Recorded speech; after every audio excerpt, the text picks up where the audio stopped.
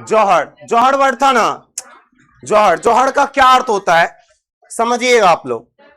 देखिए, आपको लेखक परिचय में राजा रत्न सेन मिला था, पद्मावती रानी, अलाउद्दीन सुल्तान, अलाउद्दीन खिलजी जिसका नाम है, वो मिला था उसमें, है ना।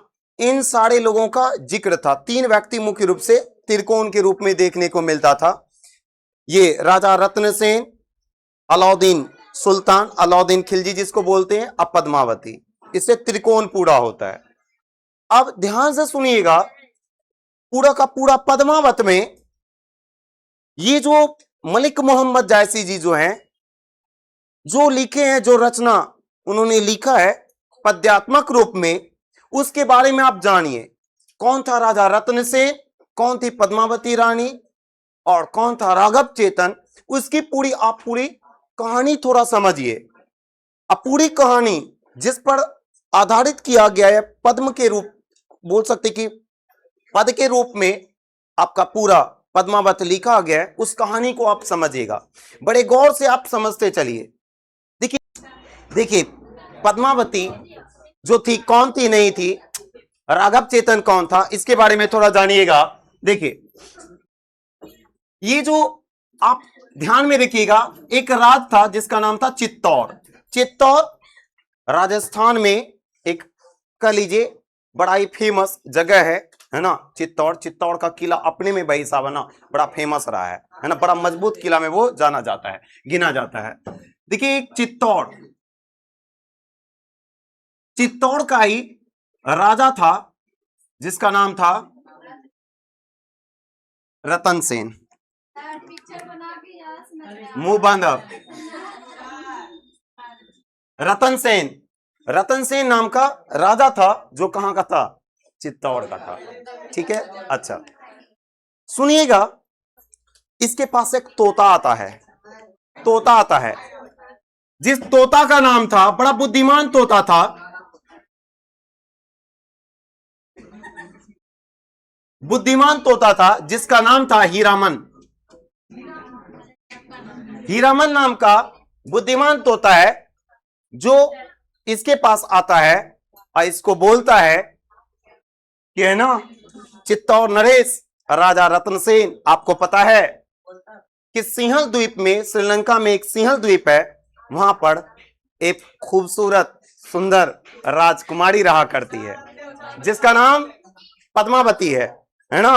वो पानी भी पीती है ना, तो यहां से दिखती है। हाँ, बहुत सुंदर है पद्मावती नाम की राजकुमारी, जो सिंहल द्वीप में रहा करती है। ये बात राजा रत्न सेन को किसने बताया था, हीरामन। ठीक है ना। तो ये जो आप जो देख रहे हैं पद्मावती, याद रखिए एग्जाम में भी आएगा आपका,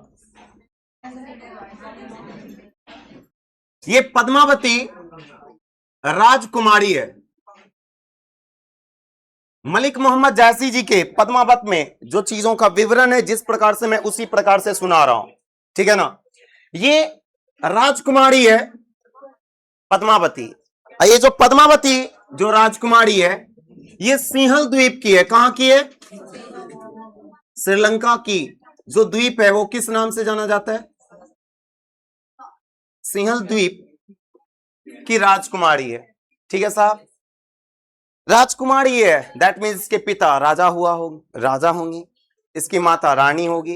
तो इसके पिताजी जो थे, पिता वहां के राजा थे। अब पिता का नाम था, पिता का नाम था, क्या तो नाम था जी,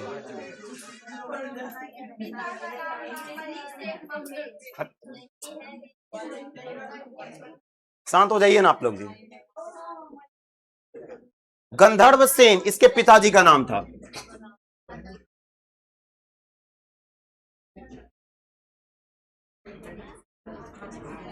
गंधर्व सेन इसके पिताजी का नाम था। ठीक है, और इसकी माता जो थी, माता का नाम था चंपावती। शांत, इसकी माता थी चंपावती। ठीक है ना। पिताजी कौन थे? गंधर्व सेन। माता कौन थी? चंपावती। अब जरा ध्यान से सुनिएगा, देखिए चित्तौड़ नरेश जो था राजा रत्नसेन, इसको पता चलता है एक सिंहल द्वीप में एक राजकुमारी है जो बहुत ही सुंदर है ना, जिसका नाम क्या है? पद्मावती है। इसके बारे में बताया था किसने? हीरामन नाम का तोता बताया था। अब ये हीरामन नाम का तोता कहां रहता था? तो हीरामन नाम का जो तोता था वो पद्मावती जो है ना, पद्मावती का खास तोता था। ये पद्मावती के साथ ही रहता था, ये कह लीजिए। हीरामन नाम का जो तोता था, ये हीरामन नाम का तोता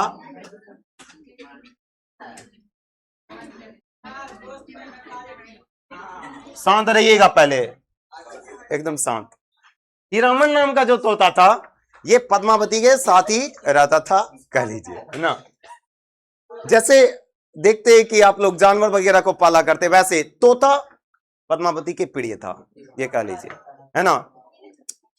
तो ये बड़ा बुद्धिमान था, लेकिन ये तोता बड़ा ही बुद्धिमान था। यही तोता उड़ कर गया किसके पास? राजा रतन सेन के पास। उन्होंने बोला कि एक रानी है सिंहल द्वीप में जो बहुत सुंदर है। हाँ, जानते हैं पानी भी पीते तो यहां से दिखता है ना। किसने बोला था? तोता ने बोला था। किनसे बोला था? रतन से। इतनी खूबसूरत है कि मत पूछिए कि कितनी खूबसूरत है। ये बात, शांत रहिए एकदम, ये बात पूरी तो पद्मावती की सुंदरता का जिक्र बहुत बेहतरीन तरीके से हीरामन तोता ने किया था। किसको? राजा रतन सेन को। अब जैसे इन्होंने पद्मावती की सुंदरता का बखान तोते के मुख से सुना, वो भाई साहब उसी समय चला गया कहां? सिंहल द्वीप, श्रीलंका। कहां? राजस्थान में था, है ना, तपती धूप में, है ना। वो चला गया कहां? श्रीलंका। अब श्रीलंका चला जाता है, भाई साहब समुद्र पार करता है, वहां श्रीलंका में जाकर वो सन्यासी की तरह जीवन गुजारता है। किसको खोजता है? पद्मावती को। पद्मावती को खोजता है।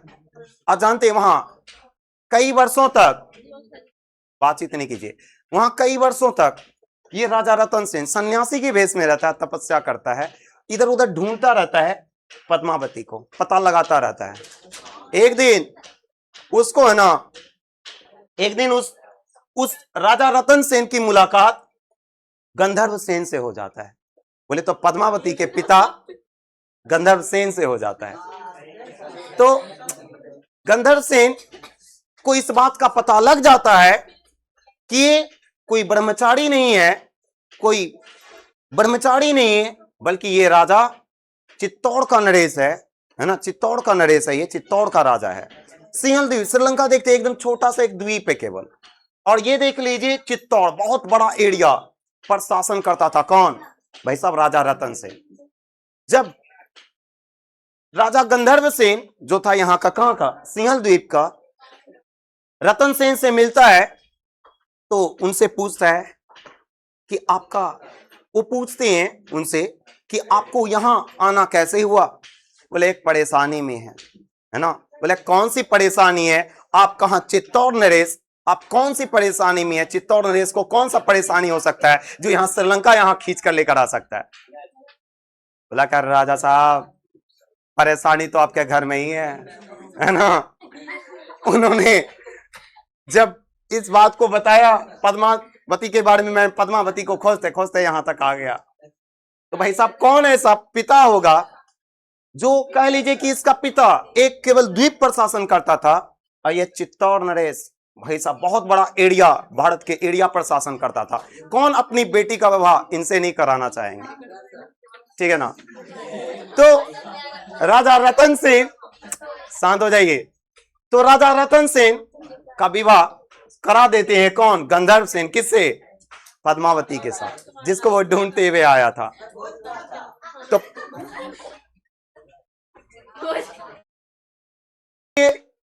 भाई साहब यहां पद्मावती को लेकर आ जाते हैं, कहां? चित्तौड़ आ जाते हैं। ठीक है साहब। अब चित्तौड़ आ गए, अब यहां पर आराम से भाई साहब रहने लगे, ठीक है ना, आराम से यहां पर रहने लगे। अब उसके बाद होता यह है, इसी चित्तौड़ में ही एक पंडित रहा करता था, ब्राह्मण रहा करता था, जिसका नाम था राघव चेतन। एक कह लीजिए कि यहां पर एक पंडित रहा करता था जिसका नाम क्या था, राघव चेतन। भाई साहब ये राघव चेतन जो था काला जादू भी करता था। राघव चेतन सुनिए काला जादू भी जानता था। हाँ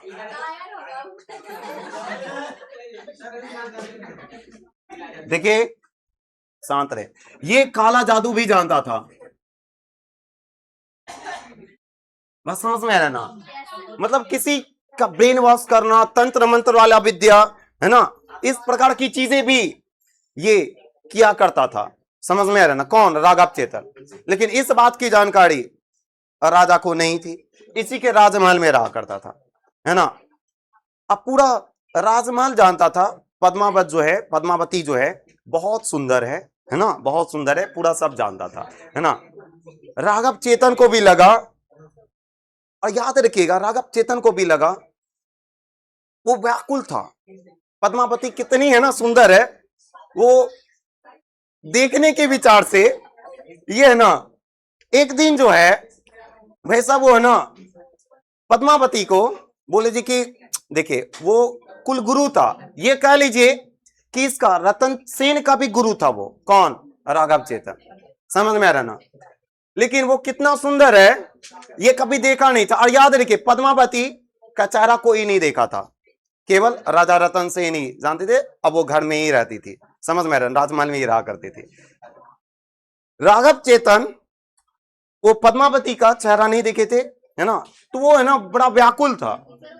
एक दिन जानते हैं वो चुपके से पद्मावती का चेहरा देख लेते हैं, और जैसे देखते ना साहब इतना सुंदर होती है कि वहां पर ये बेहोश होकर लेट जाता है। कौन, राघव चेतन, वहां पर बेहोश होकर गिर जाता है। समझ में आ रहा ना,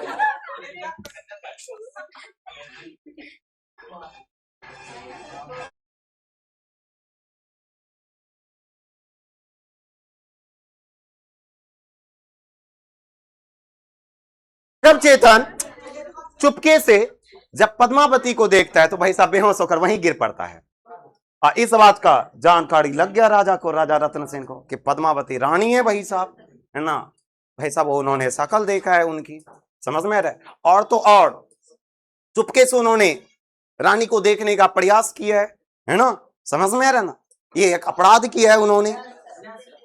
और तो और ये जादू टोटे भी करता था। जैसे राजा रतन सेन को पता चला कि उसकी है ना रानी को उन्होंने देखने का प्रयास किया, कौन, राजा रतन सेन ने, उन्होंने तुरंत उसको बुलाया, किसको, राजा रतन सेन को।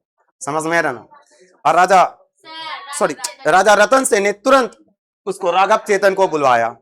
अब वो राघव चेतन आया, समझ में आ रहा ना। याद रखिए वो तो नकार रहा था, लेकिन पता तो चल ही गया। और सुनिए ना, वो पकड़ा जाता है और इस प्रकार उसको राजमहल से ही निकाल देते हैं राजा, राजमहल से ही निकाल देते, जाओ यहां तुम्हारा कोई स्थान नहीं है। जादू टोटका भी करता था ये, और किसी को बीवी को झांकेगा देखेगा तो अच्छा नहीं लगता है ना, हाँ, उसको भगा दिया भाई सब राजमहल से। समझ में रहे कौन, कौन, राजा रतन से। अब राघव चेतन बोला मैं बदला लूंगा एकदम भाई साहब, वो बदला लेने के लिए वो तड़प रहा था कि मैं तो है ना राजा रतन सेन से बदला लूंगा ही लूंगा। अब वो तो निकल गया, अब वो राजा रतन सेन यहां भाई साहब राजमहल में है, और ये राघव चेतन भौंकते भौंकते दिल्ली के सुल्तान के पास पहुंचा, जिसका नाम था अलाउद्दीन खिलजी। दिल्ली का सुल्तान, दिल्ली का सुल्तान था अलाउद्दीन खिलजी।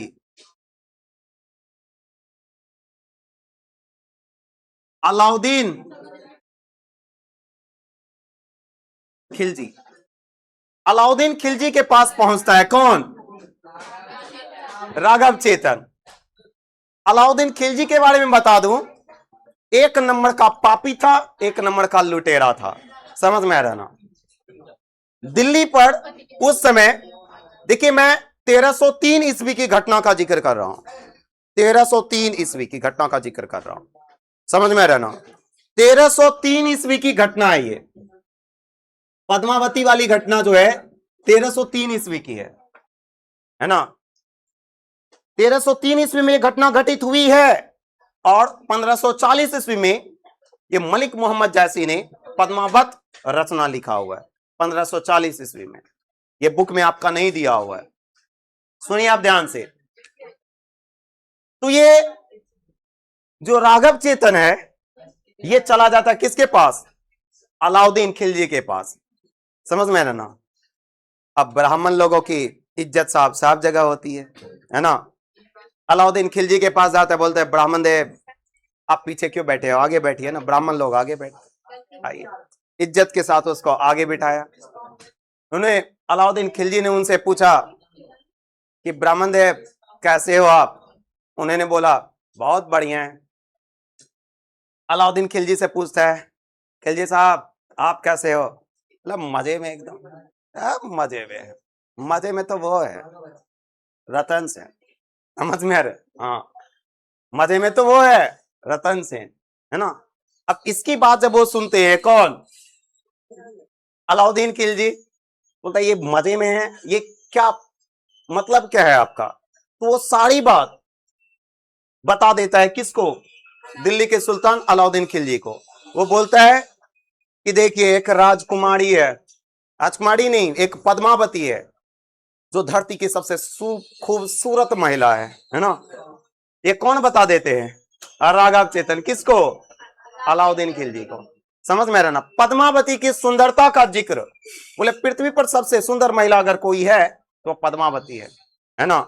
उसकी पूरी सुंदरता का बखान उन्होंने अलाउद्दीन के सामने कर दिया, अलाउद्दीन खिलजी के सामने कर दिया। अब अलाउद्दीन खिलजी पागल हो गया भाई साहब उसको प्राप्त करने के लिए। वो उसी समय सेना गठन किया, क्योंकि वो मानता था दुनिया की जो भी नायाब चीजें हैं, खूबसूरत चीजें हैं, वो है ना अलाउद्दीन खिलजी के पास होना चाहिए और किसी के पास नहीं। अब भाई साहब है ना, ये अलाउद्दीन खिलजी उसी समय सेना गठित करते हैं और चले आते हैं चित्तौड़ पर आक्रमण करने के लिए। दिल्ली से तपती हुई धूप में भाई साहब वो कहां चले जाते हैं? चित्तौड़ का जो राजस्थान आपको पता ही है किस प्रकार का मरुस्थली भूमि है। अलाउद्दीन खिलजी आ जाता है दिल्ली से, कहां? राजस्थान का चित्तौड़ पर आक्रमण करने के लिए, पद्मावती को लेकर जाने के लिए। समझ में रहे? लेकिन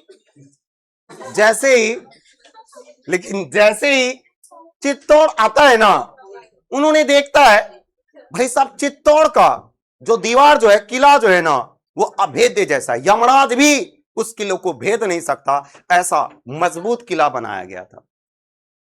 समझ में रहना? कहां का किला? चित्तौड़ की मैं बात करूं, 7 लेयर में डिवाइडेड था, बहुत ऊंची थी, बहुत ऊंची।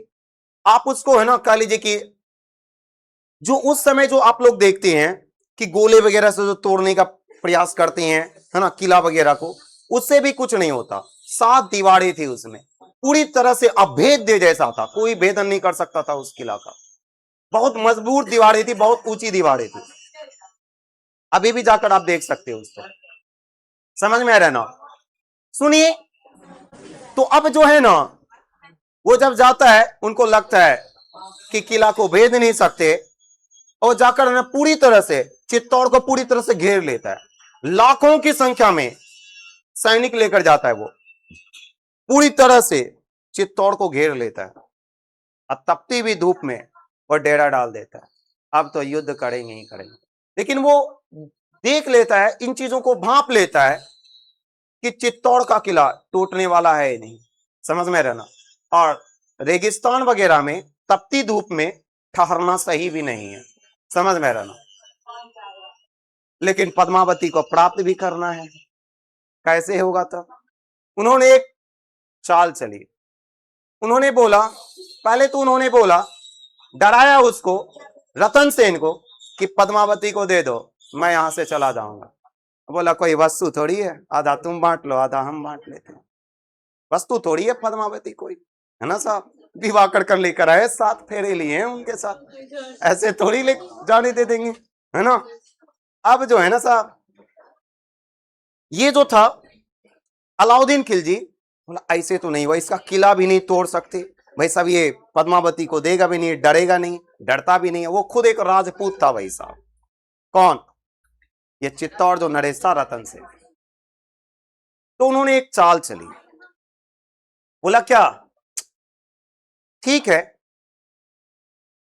उन्होंने चाल चली, उन्होंने बोला क्या, ठीक है, आप है ना आप मुझे ना केवल एक बार मुझे पद्मावती के दर्शन करा दीजिए, मैं उसको अपनी बहन मानता हूं, मैं बहन की तरह समझता हूं, आप उसे केवल मुझे दिखा दीजिए, है ना, एक मेहमान की तरह आप मेरा स्वागत कीजिए।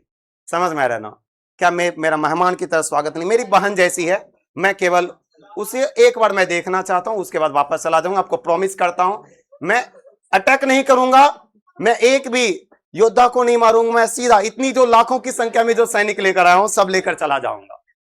समझ में आ रहा ना।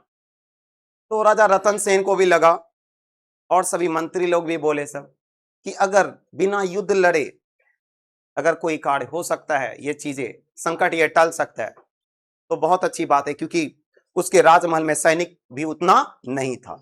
समझ में रहना, इस हद तक इतनी भारी मात्रा में सैनिक वो लेकर आया था कि निश्चित ही हार इसकी किसकी, राजा रतन सेन की तय थी। कुछ इस प्रकार की स्थिति लग रहा था, और वो इस प्रकार से किला को घेर लिया था जिससे है ना अन्य राजा वगैरह उसकी मदद वगैरह नहीं कर पा रहे थे। पूरी तरह से सबको धमका दिया था चारों ओर कि जो मदद करेगा ओ राज गया उसका, खत्म। समझ में रहना। तो इस वजह से कोई मदद के लिए भी तैयार नहीं आया। तो उन्होंने जो अलाउद्दीन खिलजी जो था, ये जो खबर जो भिजवाया कि मैं पद्मावती को बहन समझता हूं, मैं उसे केवल देखना चाहता हूं, और आपके घर भोजन कर मैं चला जाऊंगा दिल्ली वापस। अब मैं युद्ध नहीं लड़ूंगा, सीधा मैं वापस चला जाऊंगा। अब सबको बोला केवल देखने आया है, बहन समझता है, चलो भाई दिखा देते। अब वो उसको लेकर आया गया। वो आया कौन? अलाउद्दीन खिलजी अकेला। बोला अकेले आना होगा, निहत्थे आना होगा। बोला ठीक है साहब, एकदम निहत्थे आएंगे, है ना।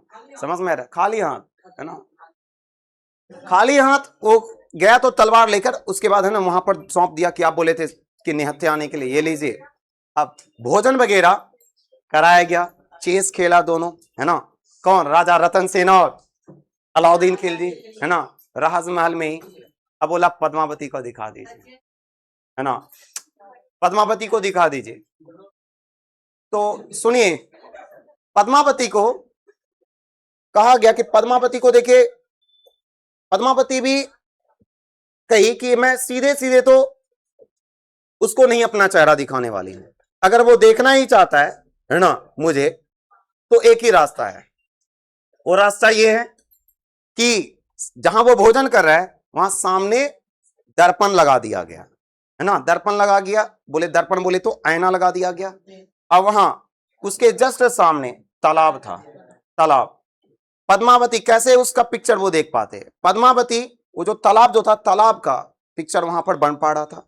इस प्रकार से दर्पण को सजाया गया था, लगाया गया था कि पद्मावती आती तालाब के किनारे, तालाब में प्रतिबिंब बनता, शांत तालाब था, है ना, उस तालाब में प्रतिबिंब बनता, उस प्रतिबिंब वो प्रतिबिंब पड़ता दर्पण पर, और दर्पण पर का इमेज वो राघव चेतन देखकर संतुष्ट हो जाते। ठीक है साहब, ये चीजें था। डायरेक्ट उसका है ना चेहरा दिखाने के लिए तैयार नहीं थी पद्मावती, चेहरा ही देखना चाहता है ना, बहन समझता है, ठीक है भाई सब देख लो, समझ में।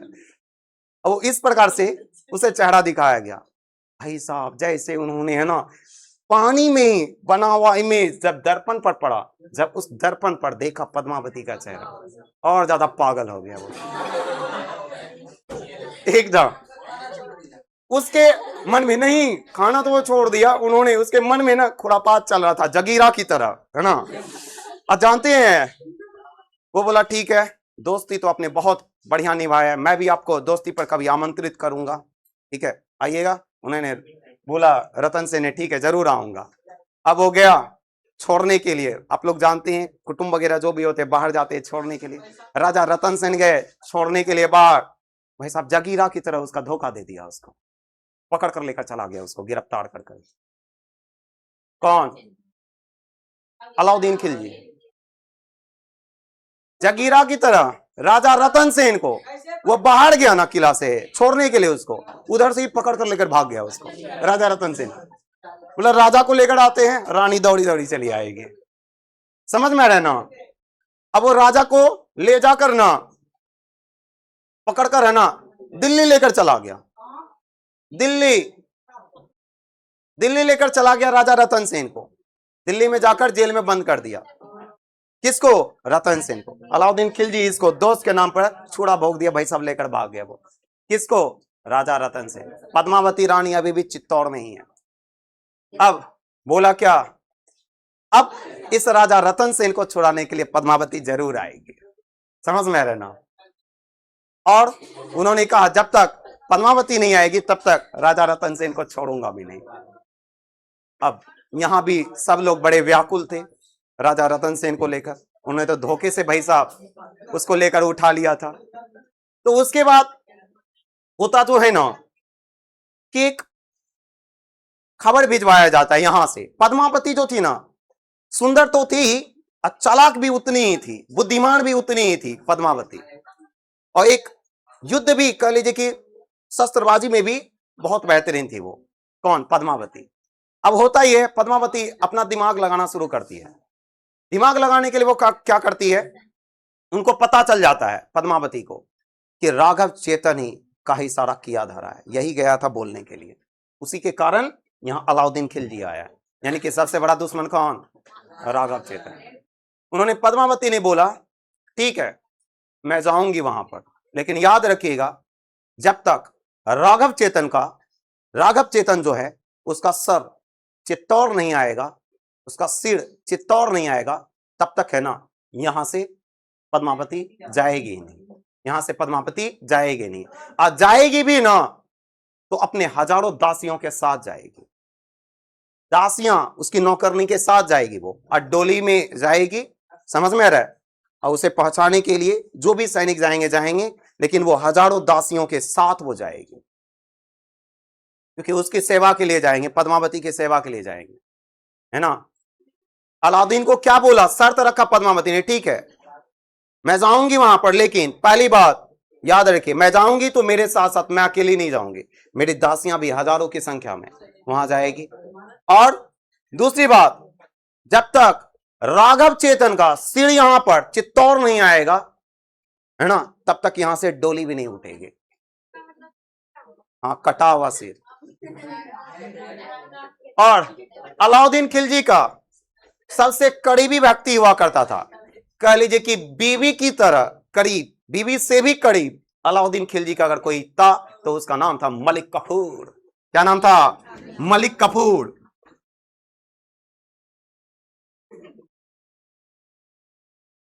मलिक कफूर इसकी परछाई थी, परछाई ये कह लीजिए। मलिक कफूर किसकी परछाई? अलाउद्दीन खिलजी की परछाई। समझ में आ रहा ना?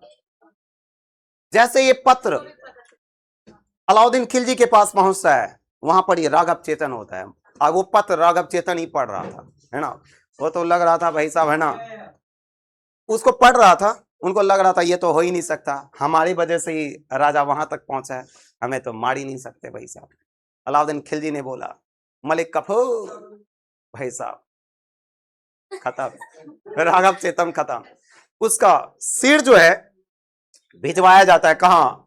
चित्तौड़। कि ये लो राघव चेतन का, अब बोले थे सिर जब तक नहीं आएगा यहां से डोली नहीं उठेगी, आ गया राघव चेतन का सिर। और अब पद्मावती यहां गेम खेलती है। पहली जो स्टार्टिंग में आगे जो रहता जो है ना, डोली जो रहता है उसमें खुद पद्मावती बैठती है, और जितनी भी डोलियां होती उसमें सब में सैनिक बिठा दिया जाता है। एक केवल महिला थी उसमें, वो कौन थी? पद्मावती सबसे आगे। अब बाकी सारी जो दासियों के नाम पर जो बुलाया गया था सबको बोल सकते हैं कि साड़ी पहना दिया गया था सैनिक को, डोली में बिठा दिया गया था सैनिक को। वहां मोटिव था कि किसी भी तरह से राजा रतन सेन को वहां से निकालना है। बात समझ में आ रहा ना।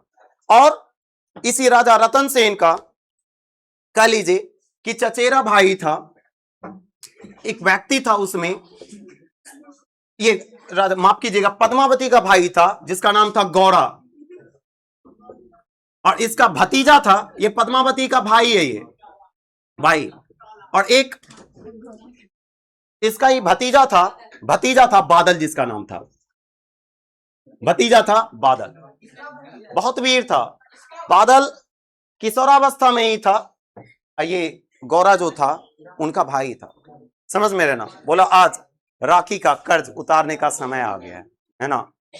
पद्मावती पहली डोली पर बैठी, अकहार लेकर भी जा रहा था वो भी सैनिक, और भाई साहब डोली में जो बैठा था खुफिया तरीके से बिठाया गया था वो भी सैनिक था, समझ में रहना। सब वहां से राजा रतन सेन को निकालने के लिए निकल पड़ते।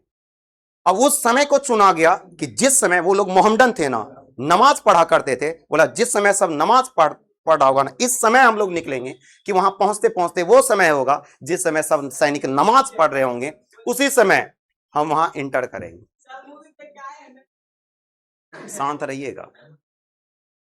देखिए मूवी में भी पूरी तरह से सत्य नहीं दिखाया गया, जो है वो थोड़ा बना कर परोसा गया। अब सुनिएगा आप लोग। तो देखिए, तो वहां जो है ना, तो उसके बाद ये गोरा और बादल भी उसी में भाई साहब वहां पर ही था, समझ में, वो भी कह लीजिए कि दासी के रूप में डोली में बैठा हुआ था। अब जैसे ही वहां पर डोलियां पहुंचती है, मैसेज दे दिया जाता है अलाउद्दीन खिलजी को कि डोलियां पहुंच चुकी है, पद्मावती आ चुकी है ना। लेकिन पद्मावती बोली पहले मैं अपने पति रतन सेन से मिलना चाहती हूं, उसके बाद ही मैं अलाउद्दीन खिलजी के पास जाऊंगी। कि अलाउद्दीन खिलजी ने बोला ठीक है, कोई नहीं, अंतिम इच्छा भी पूरी कर देते हैं। वो जाती है पद्मावती राजा रतन सेन से मिलने के लिए, और वहां मिलाने के लिए एक दासी, एक बोलिए इसी की पत्नी होती है, अलाउद्दीन खिलजी की पत्नी होती है, समझ में, वो जाती है मिलाने के लिए। अलाउद्दीन खिलजी की पत्नी भी थी, वो जाती है मिलाने के लिए। वहां जब जाते हैं मिलाने के लिए, इसकी पत्नी जो उसका पूरा साथ देते हैं, समझ में, वो बता देते खुफिया रास्ता कि कैसे कैसे निकलोगे। अब वहां पर है ना एक दो जो सोल्जर जो होता है, समझ में रहना, वो तो रहता ही है, और इसका जो भाई जो रहता है, ये कह लीजिए गौड़ा, उसके साथ जाता है, समझ में रहना। किसके साथ? पद्मावती के साथ। अब वहां पर जाते हैं, अब पद्मावती और जो घोड़ा होता है दोनों मिलकर वहां जितने भी सोल्जर होते हैं, है ना, गिने चुने सबको मार देते हैं। और वहां से राजा रतन सेन को लेकर है ना फरार हो जाते हैं। घोड़ा बोलता है आप दोनों निकलिए, आप लोग। हम खुफिया रास्ता वो बता देती है इसकी, है ना, जो पत्नी होती है, समझ में, उस राजमहल से निकलने का। अब वहां से वो लोग निकल जाते हैं उधर की ओर। किधर की ओर? चित्तौड़ की ओर। इधर गौड़ा बोलता है, इसको भी बोलता है जाने, बोले नहीं, मैं है ना आप लोगों का रास्ता, जो सैनिक जो आएंगे मैं उसको है ना, बोले तो उसका रास्ता मैं रोकूंगा। और ये जो था रतन सेन, वो एक बार वो इससे मिलने के लिए जरूर जाता है। किससे? अलाउद्दीन खिलजी से। वो बड़ा चोटिल रहता है, वो थोड़ा, उसे कुछ नहीं कर पाता है वो, है ना, समझ में रहना। अब वो वहां से कि इससे मिलकर, अलाउद्दीन खिलजी से मिलकर, कह लीजिए बहुत चोटिल रहता है कि हथियार नहीं चला सकता। अलाउद्दीन बोला कि तुम मुझे भी मार दो, मारना चाहते हो तो नहीं, बहुत भारी पड़ जाएगा, है ना। उन्होंने बोला मैं राजपूत हूँ, है ना, और जोखिम योद्धा पर मैं वार नहीं करता, है ना, लड़ना होगा तो लड़ना, है ना, युद्ध में। वहां से वो निकल जाते हैं और चले जाते हैं कहाँ? चित्तौड़। और यहाँ पर आप जो देख रहे हैं गोरा वहां पर लड़ते लड़ते शहीद हो जाता है, और ये जो बादल जो होता है वहां से किसी तरह से कुछ सैनिकों को लेकर पूरी तरह से वो अंदर प्रवेश कर जाता है। अब उसके बाद अलाउद्दीन खिलजी की तबीयत भी सही हो जाती है। अब वो सही हो जाता है, और उसे जो धोखा दिया हुआ होता है उसकी पत्नी को वो जेल में वो डाल देते हैं, और अलाउद्दीन बौखलाता हुआ फिर चित्तौड़ पर उससे भी दुगनी सेना के साथ आक्रमण करने के लिए तैयार हो जाता है। आ जाता है कहां? चित्तौड़। और चित्तौड़ को चारों ओर से घेर लेता है, चित्तौड़ को चारों ओर से घेर लेता है। और 8 महीने तक डेरा डालकर रहता है। आसपास के क्षेत्रों में लूट कर भोजन, आसपास के गांव में लूट कर भोजन पूरी तरह से कह लीजिए खाता है, और पूरी तरह से जो भी सुविधाएं वगैरह होता है, भोजन वगैरह इधर उधर से आने का जो भी सहायता वगैरह होता है भोजन की, सब कुछ बंद कर देता है। पूरी तरह से चारों ओर से उस किला को घेर लेता है, क्योंकि उस किला में जितना भोजन रहेगा वहां पर, वहां कह लीजिए कि पूरा का पूरा कई सारा गांव वहां बसा हुआ था उसी किला में, सोच लीजिए। अब भोजन जब एक समय तो होगा ना कि भोजन समाप्त हो जाएगा, जितना अनाज है वो समाप्त हो जाएगा। अब भोजन समाप्त होने की प्रतीक्षा कर रहा था कौन? अलाउद्दीन खिलजी, तपती हुई धूप।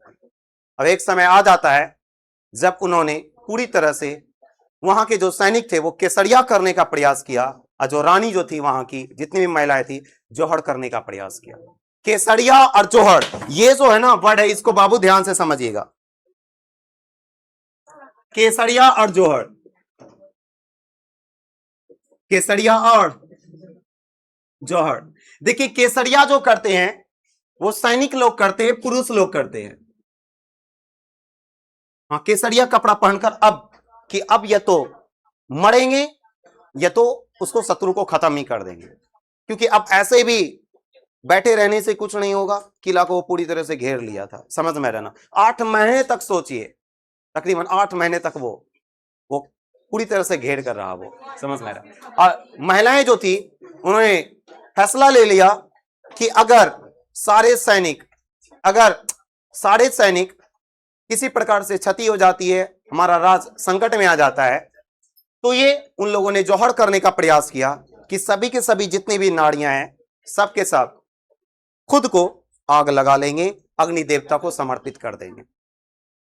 उस दिन याद रखिएगा, मैं बताता हूं, राजा जो है सारे सैनिकों को अल्टीमेटम जारी कर दिया कि अब केसरिया करने का फैसला लिया। देखिए केसरिया उस समय भी किया था जब राजा रतन सेन को उन लोगों ने लाने के लिए गया था, समझ में आ रहा है? क्योंकि उसको पता था अगर जैसे वो युद्ध जीतेगा, अलाउद्दीन खिलजी एक भी महिलाओं को, बच्चे तक को नहीं छोड़ेगा, वो समझ में आ रहा है ना, किसी को नहीं छोड़ेगा, टूट पड़ेगा जानवरों की तरह।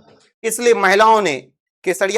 महिलाओं ने जौहर करने का प्रयास किया, ये निर्णय ले लिया कि मैं आग में ही खुद को समर्पित कर दूंगी, है ना। ये पुरुष लोग केसरिया करने का प्रयास किया, या तो कट जाएंगे, मर जाएंगे, उधर ही रहेंगे, वापस लौट कर नहीं आएंगे, समझ में आ रहा है ना।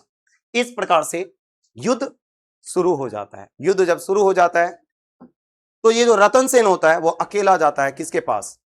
युद्ध लड़ने के लिए आता है किसके पास? अलाउद्दीन के पास, कि हम नहीं चाहते निहत्थे सैनिकों की, बोले तो कैजुअलिटीज हो, युद्ध केवल मेरे और तुम्हारे बीच होगा। अलाउद्दीन ने स्वीकार कर लिया, और दोनों में यह जब युद्ध होता है तो युद्ध में राजा रतन सेन इसको पूरी तरह से निहत्था बना देता है ना। अब जैसे ही तलवार चलाना होता है ना, सैनिकों को बोल दिया होता है कि कोई बीच में नहीं आएगा, लेकिन धोखे से ये मलिक कपूर जो है उस पर बाण चला देता है। किसके ऊपर? रतन सेन के ऊपर, और उसकी मृत्यु हो जाती है, धोखा दे देता है। उसके बाद वो टूट पड़ता है राजमहल की ओर। जब वो टूट पड़ता है उस समय पूरी तरह से कह लीजिए कि आग लगा दिया जाता है वहां बीच में ही, मध्य में ही, और सब महिलाएं केसरिया के लिए पहले 16 श्रृंगार करती है पूरा, उसके बाद खुद को अग्निदेव को समर्पित कर देती है।